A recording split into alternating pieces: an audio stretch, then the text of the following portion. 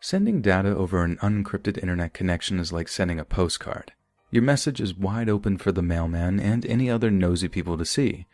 Whenever you're connected to an unencrypted internet network on your phone, computer, tablet, TV, etc., you're sending countless pieces of information into the digital world that can be seen and intercepted by many different parties before they get to their intended destinations. But ExpressVPN, or a virtual private network, creates a secure tunnel between your device and the internet. In other words, it puts an envelope around your postcard so that no one can sneak a peek at your private correspondence. If you're at home or on an unencrypted Wi-Fi network, you can leave yourself at risk. With only basic computer knowledge, the hacker could gain access to passwords, financial details, or even emails. ExpressVPN encrypts internet connections using the highest standards of encryption currently available. Now, things I didn't realize about the internet service provider that I have, or my ISP, is they can see everything you do. US ISPs can legally sell your data to ad companies. UK and Australian ISPs are required to keep logs of the websites you visit, the apps you use, and the private conversations you've had for the past 1 to 2 years. Governments, large corporations, and websites constantly surveil you and harvest your data for their own agendas. ExpressVPN puts a stop to that by encrypting all your data and hiding your location. Now that I've kind of been stuck in lockdown, I love using ExpressVPN for the unrestricted access to all parts of the internet. Think of a YouTube video you weren't able to watch and a website you couldn't visit, a sports match you were unable to stream. What about stuff that's cheaper in other countries, like Spotify subscriptions, flight tickets, online games? ExpressVPN allows you to reroute your connection to a server in a country of your choice, making geo-restrictions a thing of the past. Or, my personal favorite, watching region-locked shows that aren't otherwise available on Netflix, normally in my area. ExpressVPN is the best VPN service because ExpressVPN invests only in premium servers, making them constantly faster than any other VPN provider. Find out how you can get 3 months free by clicking the link in the description box below. Go to expressvpn.com/letsread. That's 3 months of ExpressVPN free by going to expressvpn.com/letsread, let's read, linked in the description box or pinned comment below.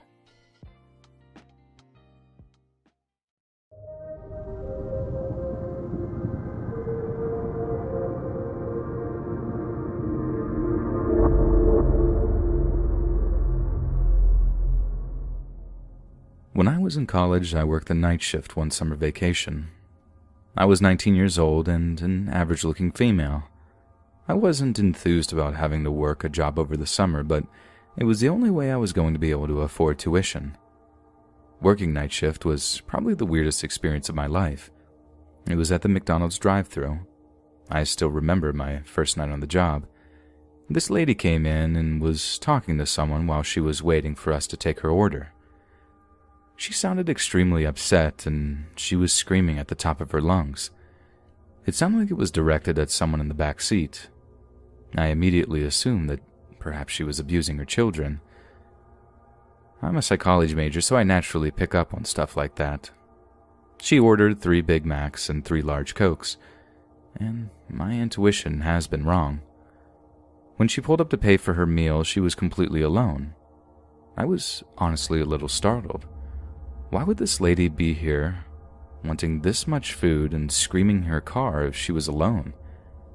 I couldn't wrap my head around the situation. She was otherwise polite. She was nice as she spoke to me and paid for her food and left. She even told me to have a good night. She had been the only customer we had in probably a 45-minute window. And after she left, I saw some of my coworkers laughing at me. I asked them what was so funny, and he told me it was my first encounter with Schizo Susan. They told me that she regularly did stuff like this and always showed up at all hours of the night to order seemingly too much food. She was always yelling at people in her car, but there was never anyone actually in her car. They didn't actually know her name, so they just started calling her Schizo Susan. They told me that there were occasional nights when she was the only customer to come through the drive-thru at all, and I found that extremely unnerving. I immediately started wondering what was wrong with this woman. About a week went by. She came in every night just like they said, and in between speaking to me to order her food and picking up her food, she was always yelling at someone. I couldn't take it anymore. I had to know what was up, so I formulated a plan. I was just going to ask her who she was speaking to.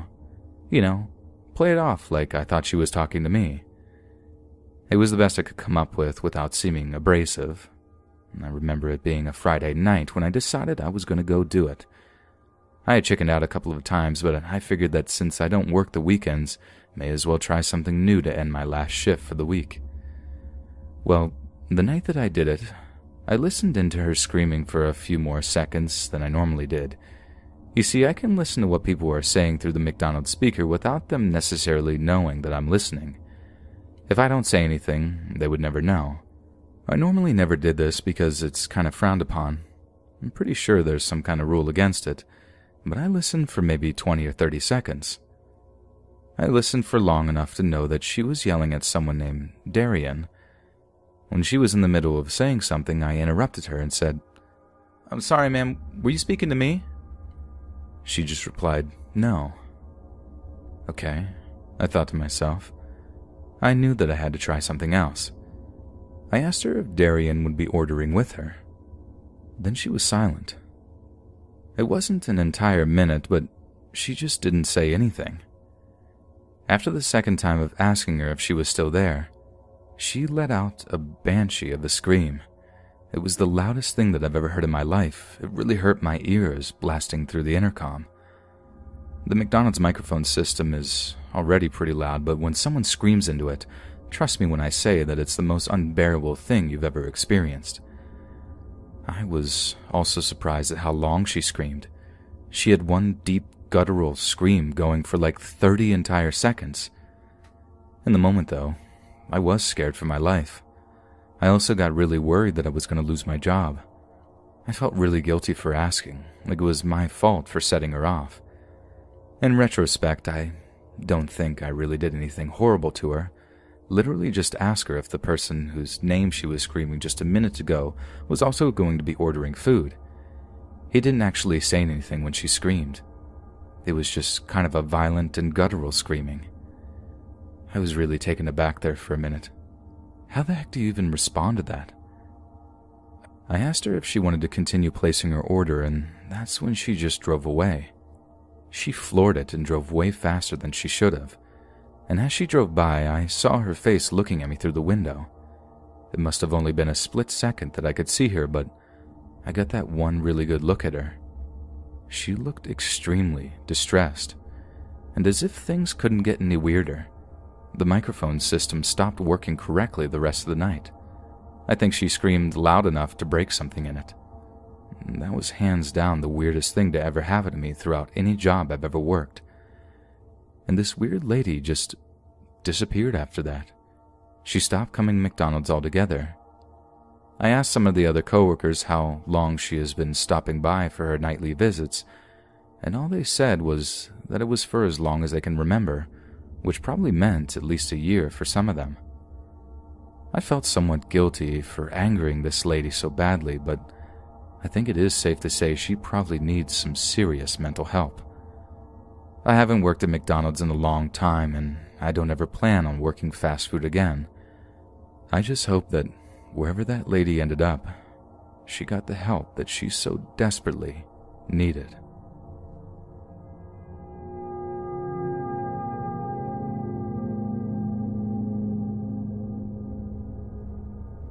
I worked at a museum a couple of years back, maybe a decade ago. I was a night shift security guard. It was as boring as you could imagine, but I desperately needed the money, and it paid a few more dollars than any other job I could land, so I figured why not. I remember landing a construction job a year into working this night shift security job. I enjoyed construction a lot more, and I desperately needed to get my life back on track. Being on night shift really messed with my mood and general well-being.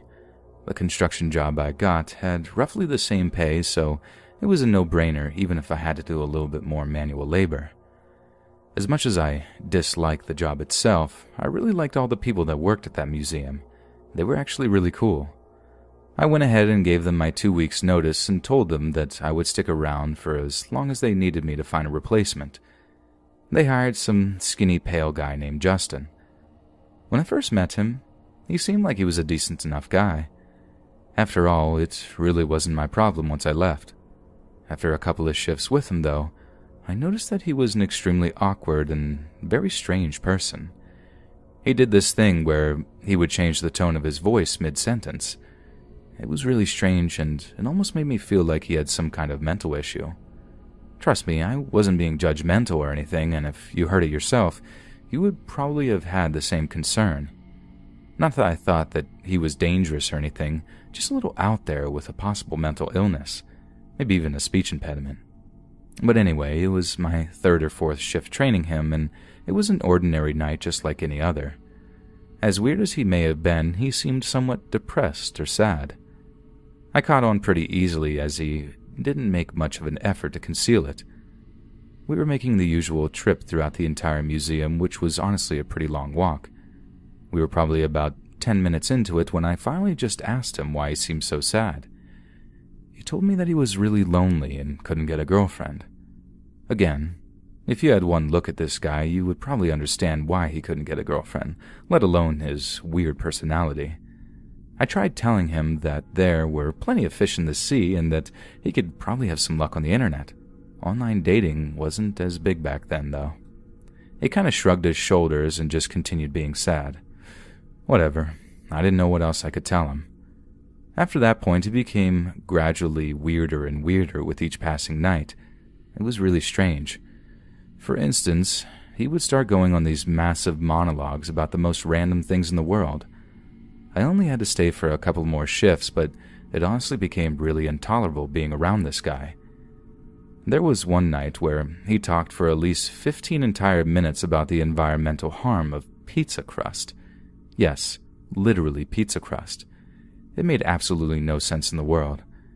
I tried interrupting him a couple of times to ask what was up, but he just cut me off and even started ignoring me after a certain point. When you are completely alone in a massive building with one other person, trust me when I say that their mental well-being is very important. I gradually began feeling more and more unsafe in the presence of this weird guy. Justin just seemed like he was going crazy or something. Thankfully, my entire shift with him went by decently enough. It was still awkward and moderately unbearable, but it was at least over. I started my new job and everything seemed to be going really well. I had completely forgotten about Justin and life seemed to move on.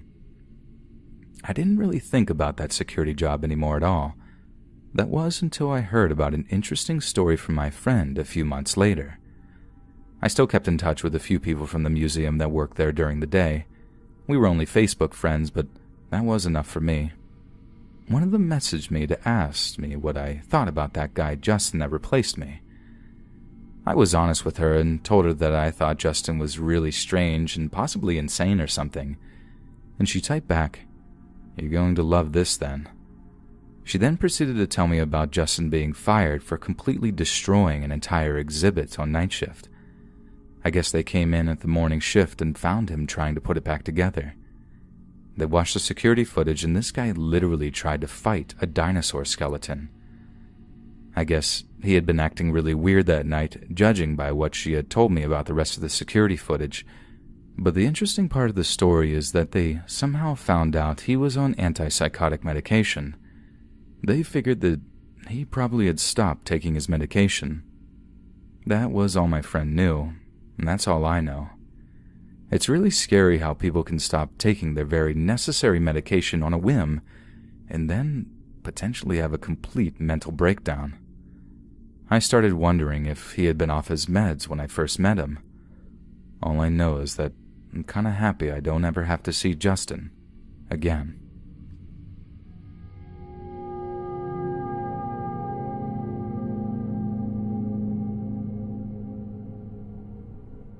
I'm your typical 21-year-old American girl.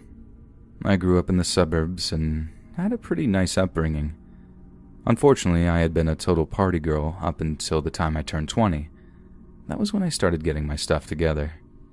I nearly died of alcohol poisoning one night, and despite being surrounded by some of my friends, nobody even bothered to help me. Even when it was obvious that something was wrong, I'm not going to lie to you, I was a really crummy person when I was younger. One of the things I remember doing with my friends was teasing a really unpopular kid. I get asked out by a fair amount of guys, and I'm not the ugliest girl in the world. My friends and I all had an Algebra 2 class towards the end of high school, and one of the boys in it always seemed to be checking me out. I really regret being mean and teasing him because he was honestly a pretty nice kid, just kind of socially awkward and completely lacking in any sense of fashion or style. One day after class, my friends and I were talking about a party for that weekend. He must have been listening in on our conversation because he came up to me and asked if I needed someone to go to the party with. I don't really know what he was expecting, but I went with it on a whim. I told him that I really needed a nice guy to go with me so people would think I have a boyfriend. He agreed to go with me and said that he would pick me up before the party. We exchanged phone numbers, and that was that. My friends and I were already plotting on how we were going to embarrass him on the night of the party. I told him that it was a professional party. He told me that he had to go out and buy a tuxedo then. Me, being the horrible person I was back then, totally agreed. He picked me up in his mom's car before the party on Friday night. He even brought me flowers. It was at that point that I started to feel guilty and kind of wanted to abandon the whole thing. I couldn't do it, though. My friends would have been really mad at me. They got 2 giant tubs of mayonnaise that they were going to pour on top of him. It was my job to have him stand for a picture and get him in the right position. Then I will tell them that I had to go to the bathroom real quick and for him to stay in place, and that's when my friends were going to pour the mayonnaise on him. Again, I regret that whole role I played in this whole thing. I even felt guilty at the moment when I walked away, and I actually went to the bathroom. I didn't want to watch it happen. From what I heard, he started crying and went back to his car and drove home immediately. I thought that would have sent some kind of a signal that I really wasn't interested in dating him. Well, he didn't quite get that signal, because he still kept trying to talk to me and go out on another date. He even tried asking me where I went that night, and it made me feel even worse than I already did because he didn't even realize that I was in on the joke. Like he thinks he randomly got mayonnaised. As guilty as I felt, I just tried to ignore him and hope the problem would go away on its own. We only had another month or so of algebra, and it was every other day, so I figured the number of times I had to see him were limited. Well, he never actually got the hint. He found me on Facebook and messaged me on there. He somehow found my phone number, which I still don't quite understand how he did it either. Suffice to know that he still regularly made an attempt to date me for a very long time. I tell you this story not for fun or to brag, but because this guy, Donald was his name, continued his interest in me for 6 years. Still, even to this very day, we've been out of high school for years now, and he still messages me or reaches out in some way every few weeks. After I started getting my life together, I tried explaining to him that I wasn't interested in him, but he never really got the message. I work a night shift job now, at a gas station on the edge of town. For the most part, we only really ever got truckers and the occasional traveler. Anything else is pretty rare, but sometimes on certain nights, around 3 o'clock in the morning, Donald will show up, and he's not looking to get gas. He's looking to get me. It's only happened 3 times now, but they were honestly pretty horrifying, and I nearly called the police the last time. I think I will if he shows up again. The first time he showed up where I worked, he tried pretending like it was a coincidence. Like, "Oh, hey, I didn't know you worked here. I was just buying one candy bar at a gas station at 3 o'clock in the morning." You know, the usual. And that night was really weird. The second time he came by, he told me that it was a long drive from his house to the gas station, but he said that it was worth it because the candy bars at this gas station were the best. Bear in mind, this guy was buying plain Hershey milk chocolate candy bars every time he came in, and not in bulk either, literally just one every single time he came in. Like, could you get any weirder? This last time that he came, though, that was the time that really freaked me out. He's a lot rougher now that he's been out of high school. I think he works at some kind of manual labor job, or maybe he's just a dirty person.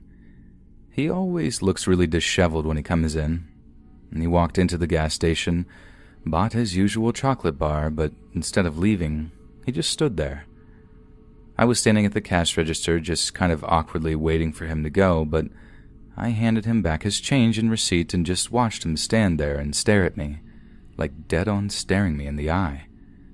I felt extremely uncomfortable and didn't know exactly how to end the social interaction. I asked him if he needed anything else, but he just said no and then continued staring at me. And that was when he reached over the counter and tried holding my hand. I could tell by the look on his face that he had some sort of intimate intentions in his mind, something devious. As freaked out as I was, I pulled my hand back as fast as I could and told him that he had to go. "Why are you gonna be like that? I love chasing you, but you gotta give in one day," he said to me. That was when I told him that I was not interested in him at all, and the only reason I went on a date with him was because I was in on the joke to pour the mayonnaise on him. I told him that I wouldn't date him if he was the last guy on earth and that I would never be interested in him. I saw his facial expression go from nefarious to angry. He knocked a bunch of gum off of the gum rack before storming out. Before he walked out the door, though, he stopped and looked me right in the eye and said, "I'll have you one day, you little pretty princess." And then he left. I had no idea how to respond. I don't even know what to do about the situation. He's not really doing anything illegal, I don't think, other than knocking things over. If I see him again, though, I might have to call the police. If this isn't stalking, then it comes pretty darn close, and the part that kills me about the whole thing is that I just want to put that phase of my life behind me. I don't want to think about being popular or partying or being mean to kids like him. I just want to save up some money, get my life together, and maybe find a good boyfriend, but yeah, that's my ongoing situation with a very creepy guy I played a prank on from high school. And looking back, I never should have gone along with it. I should have followed my intuition and done the right thing. Instead, I guess I have to pay my dues for what I have done in some way. Maybe this is some weird form of justice.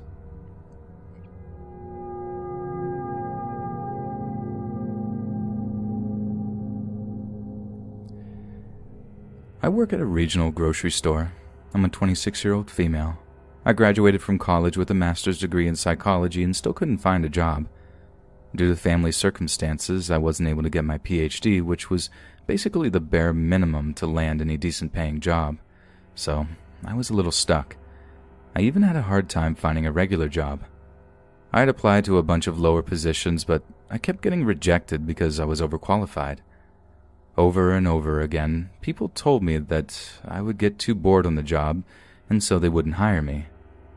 This made me livid. After a certain point, my student loan payments were due and I really needed the money. I had to ask my cousin's friend for a job. He was the manager at this regional grocery store. Literally the only position they had available was stocking shelves on night shift. I couldn't believe myself. I was so ashamed. I felt like I'd wasted years of my life and thousands of dollars in debt just to get a job anyone could do.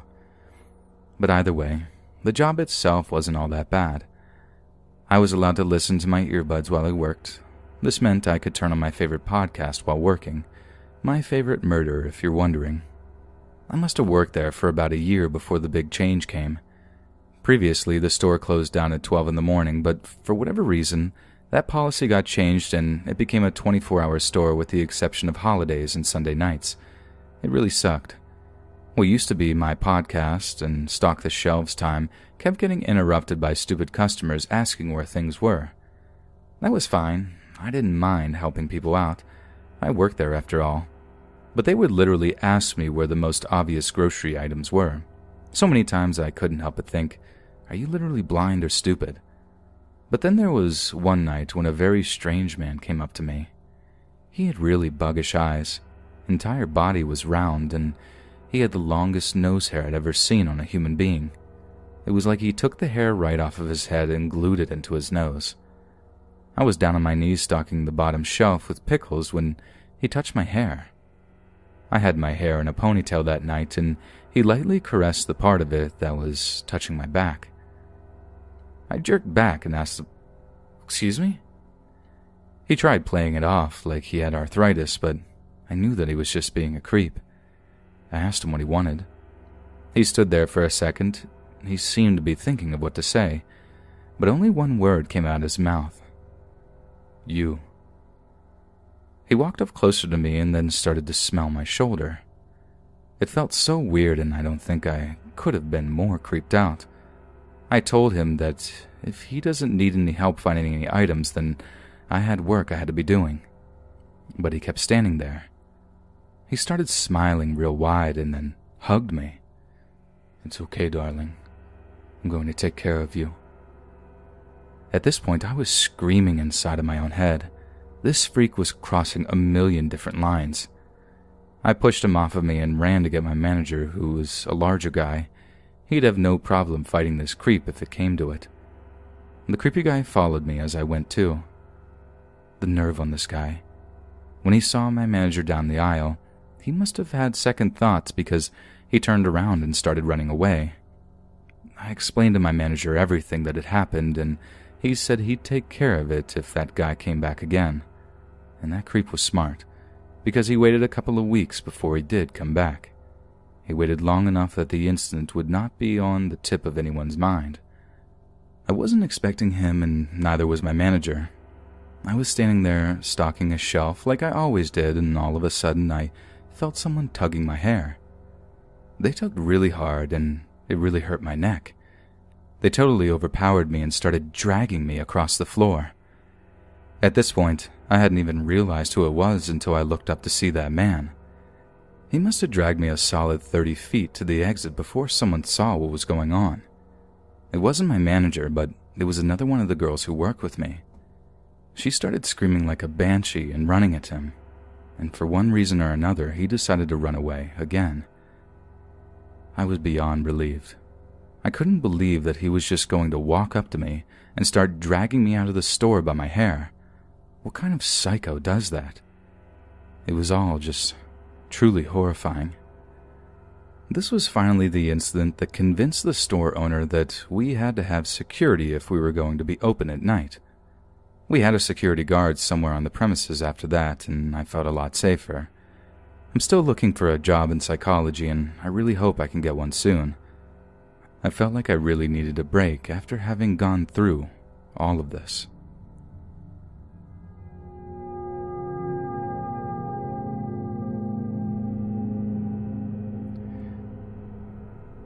I worked the night shift at a terrible motel a couple of years ago. I remember having a job at a friend's business, and this place paid a few dollars more. As much as I liked my friend, more money was more money, and that was that. They weren't offended or anything, so it was all good. And the first night working at this motel was really interesting. Being trained was pretty painful, as I'm sure any worker knows. The really difficult part of the job didn't come until about 2 months into it. That was when I was comfortable enough behind the desk that I could do everything 100% on my own, and I got better at reading the different kinds of guests. What I mean by that is I've developed some kind of sense for it if they were a good or bad person. Right away I could tell you if someone was getting a motel room for a business trip or if they were doing it to sort of meet a lady of the night. People just had certain tendencies, and with enough exposure to them, you can begin to spot the patterns. There was this one night when a man who seemed very sketchy came up to the counter. He looked very dirty. He looks like he was on something of some kind, though I'm not sure what, but I very rarely saw anyone high or drunk, so it was just a little unusual. He stayed for a couple of nights and had some kind of problem with his room just about every shift of mine. It seemed a little weird, but I guess it was what it was. Every time I saw this guy, I got more curious about what exactly he was doing here. From what I gathered, he was booking a motel for a week and staying up all night. I assumed that he was sleeping during the day, but I can't really say with any certainty. I also noticed that he occasionally left the motel probably at about 5 o'clock in the morning. How do you speculate about what he could be doing, but there wasn't anything I could really do about it? I didn't want to ask him because, well, would you? So, I just tried to calm down my curiosity for a short period of time. That was when he came out of his motel room one night. He did his usual rounds of coming down and asking for more soap. I can't imagine why he used so much, especially because he still seemed pretty dirty to me. Either way, I obliged his request. He sat down in the main lobby for a couple of minutes, though. There were these waiting chairs that were always empty, and he sat down on one of them. He laid his phone down next to the table that was by his side. He got up and ordered something from the vending machine. He started just sitting there and eating for a few minutes. It was a little awkward, not gonna lie.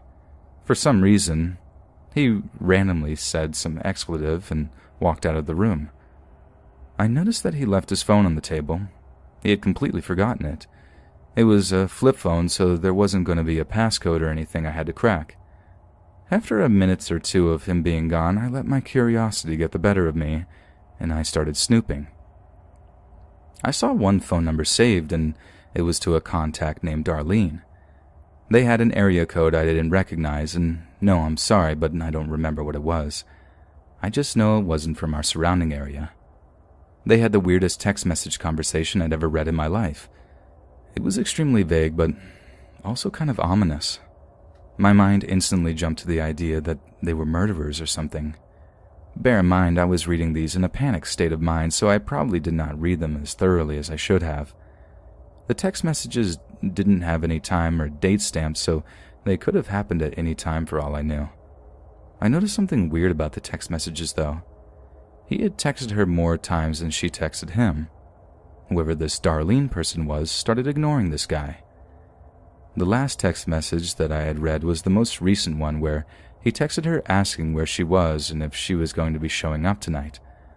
I think I only had about 2 minutes of looking at his phone before he started coming back. Thankfully, the chairs were around the corner from where he could have seen me. I was able to put his phone back down exactly where it had been, and then I went back to the front desk.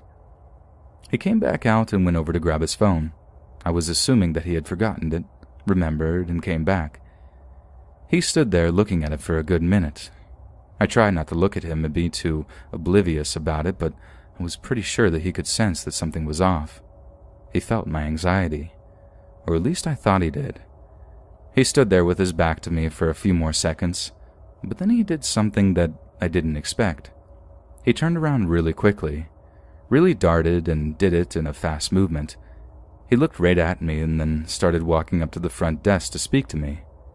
Keep in mind, this must have been about 2 o'clock in the morning and there was absolutely no one around. He started asking me how much money I made working at the motel. I told him how much I make an hour.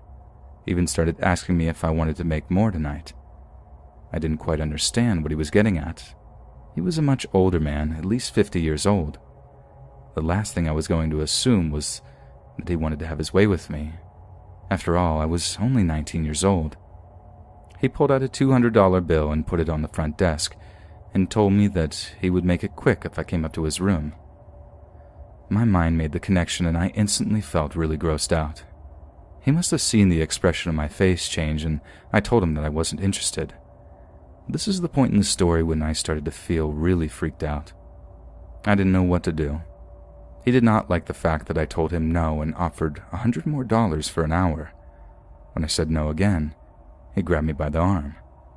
It honestly shocked me a little bit. My entire body would have jerked away if he hadn't been holding me so tight. He then began threatening me and saying that he can do whatever he wants with me for free if he ends my life. The panic sunk in, and I did the only thing I could think of. I screamed for security, and surprisingly enough, he totally booked it. He went right back to his room, and a few minutes later I saw him leave the motel. He never has to know that the motel I was working at didn't have any security cameras or anything else. If he had attacked me and done something horrible to me that night, there really would not have been anything to stop him. I'm really lucky that I was able to think on my feet because, thankfully, that may have saved my life.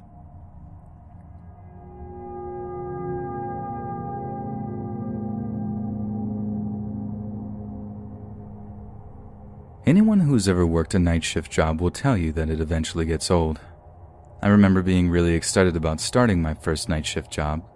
I thought it would be so cool, like that episode of SpongeBob with the hash-slinging slasher or something. It is nothing like that. In fact, it got plain old repetitive after a while. I'm a male nurse, and I had been working in a hospital nearby. It was a long commute and extremely unbearable. Once I finished my contract with the hospital, which was a year, I decided to apply for another job. One that was a little less stressful and disorganized as the hospital. I got a job at a child psychiatric unit. Working with children with mental illnesses seemed like a really cool job. Maybe cool isn't even the right word, but meaningful. The hospital left me with this feeling of trying to save people who were going to die anyway. But with these kids, I could make a real difference that might turn their life around, or find a way to let them cope with whatever is wrong with them. I was all around excited about it. The pay was even higher, which had me really excited too. The only problem was that the only shift available was night shift. The hiring manager told me that there might be a day shift position available within a couple of months, and I would be the first one to get it if it opened up. But that was about it. So there I was, helping kids, at night. The only problem was that they were all asleep for the most part. The only time I got to do anything was when one of them woke up or started misbehaving. This very quickly became the most boring job I've ever worked in my life. About a month went by when something moderately frightening happened. It was a night like any other. I was sitting at my desk charting some stuff I'd done with the kids earlier that night. I heard a noise that I didn't quite recognize at first. It sounded like some of the kids were wrestling or something, but on the bed. I got really anxious as I didn't want to go in there and see some kids actually doing something they obviously shouldn't be doing, if you get my drift. Call me cynical, but that's where my mind went immediately. But when I got in there, I saw something I don't think I can ever unsee. I turned the light on to see one of the older kids who was trying to smother another one. The kid that was doing the smothering had no previous instance of violent behavior. I didn't personally know these kids well enough because I didn't work during the day, but I knew their cases well enough that the kid doing the smothering had bipolar disorder. It was pretty severe, but he had never had a violent outburst like this. It was just so unusual. I immediately pulled him off the other kid, and then he started fighting me. He reached around his own head and punched me in the nose at a weird angle. This kid had to have been 11 or 12 years old, and I was honestly surprised how much force he had behind his punch. It didn't break my nose, but he definitely bloodied it up. My adrenaline kicked in after that, and I was able to restrain him without a problem. I called for a nurse from another unit in the building to come over and help me. It felt like it was forever waiting for this other nurse, but she got over within a few minutes, and the entire time I was waiting, though, I couldn't help but to look at this little kid who had nearly murdered another. When the other nurse got over, we gave him some medication that would knock him out and put him to sleep. I asked the other nurse, Carla, what I was supposed to do, and she was there for a few years before me, and I assumed she would have a good answer. We just did everything you can do. Violent outbursts don't get kids thrown out of here. I was a little shocked. I argued with her a little, but that was that. I tried talking to the kid that was being smothered, and he honestly didn't have a whole lot to say about it. He said that he didn't really know the other kid that well, but they never had a negative incident up until this night. And this was a few years back now, and I cannot ever forget how I almost watched that kid die. But if I had been just a few minutes later, he probably would be dead right now. It wasn't long after that experience that I started looking for another job. I got one a few weeks later and did my best to explain the situation to my case manager. She didn't seem to understand or care, but apparently it's not my problem anymore.